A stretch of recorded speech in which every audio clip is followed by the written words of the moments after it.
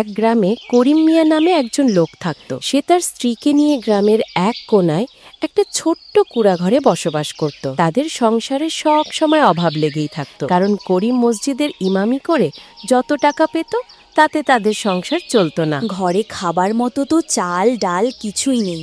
কিছু একটা ব্যবস্থা করো, না হলে তো আমাদের না খেয়ে মরতে হবে। আমি কি ব্যবস্থা করব? মসজিদের ইমামি করে যে টাকা পাই সেই টাকায় তো আর সংসার চলে না। দেখি কাজের খোঁজ পাই কিনা। এটা বলেই করিম মিয়া বের হয়ে পড়ে কোনো একটা কাজের সন্ধানে। কিছু দূর যেতেই দেখে একটি লোক দাঁড়িয়ে আছে। ভাই, একটু শুনো।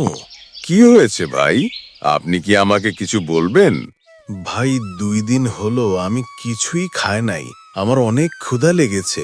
তুমি কি আমাকে কিছু খেতে দিতে পারবে? ভাই, আমার কাছে তো কোনো টাকা পয়সা নেই। তুমি আমার সাথে আমার বাড়িতে চলো। বাড়িতে গিয়ে দেখি তোমাকে কিছু খেতে দিতে পারি কিনা। এটা বলেই করিম মিয়ার লোকটাকে তার সাথে তার বাড়িতে নিয়ে আসি কিছু খেতে দেওয়ার জন্য।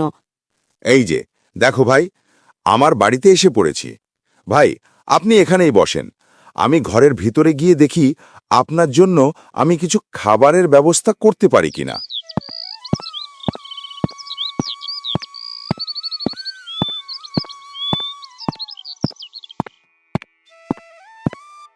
বউ, আমার সাথে একটি লোক এসেছে। সে 2 দিন হলো কিছু খেতে পায় নাই। তুমি লোকটিকে কিছু খেতে দাও। এখন কোনো খাবার নেই। রাতের কিছু খাবার আছে, ওইগুলো আমি দুপুরের খাবার জন্য রেখে দিয়েছিলাম। ওইগুলো এনে দিচ্ছি।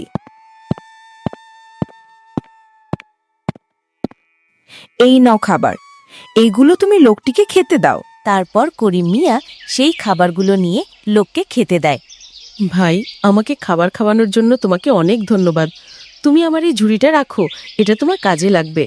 এটা বলেই লোকটি সেখান থেকে চলে যায়। তারপর করিম মিয়া সেই ঝুড়িটা নিয়ে ঘরের ভেতরে যায়। আরে বউ, দেখো লোকটি আমাকে এই জুড়িটা দিয়ে। দেখো এটার ভিতর কি আছে। আরে, এটা ভিতর তো অনেক টাকা পয়সা। মনে হচ্ছে এবার আমাদের কপাল খুলে গেছে। শুনো তোমরা, এটা হলো জাদুর জুড়ি। এটার তোমার পুরস্কার। তারপর সেখান থেকে লোকটি অদৃশ্য হয়ে যায়। পরে তারা দুজন মিলে সুখে শান্তিতে বসবাস করতে শুরু করে।